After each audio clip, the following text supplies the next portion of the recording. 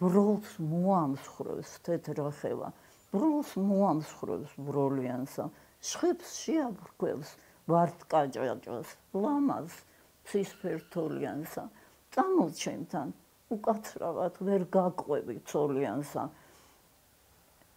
ეთხოვ ესალმება ფხოვის ტყეებს, ტყეებს მწვანე მოლიანსა, დაჯირას და უკადრისას მათ კვარცალას ჭორიანსა, არაგვისკენ გზას მიკვლევს, გზას ძალიან შორიანსა. ამ დროს არაგულსა და თეთრახევა არის, არ აქვს სანამ შევერდი 25 კილომეტრი. გზას ძალიან შორიანსა. გენიალური, რა ვიცი,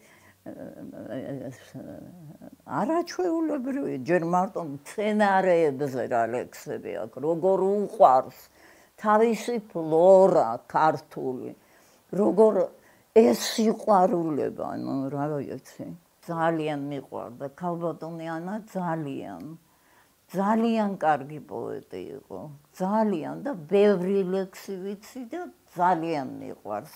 და მასთან სახლშიც ყოფილ ვარ, ერთად პირველ სკოლაშიც დაგვპატიჟეს, ეგ მინახია, სადილზედაც ყოფილ ვარ ახლობლებთან, მასთან ერთად. რა თუ სკდება გული ირენს, გელა გადამტერებია, ამ შვენიერ მინდორველში რა ნაირი ფერებია, ხახაჩოსა სიწითლითა, ანა დაუმშვენებია.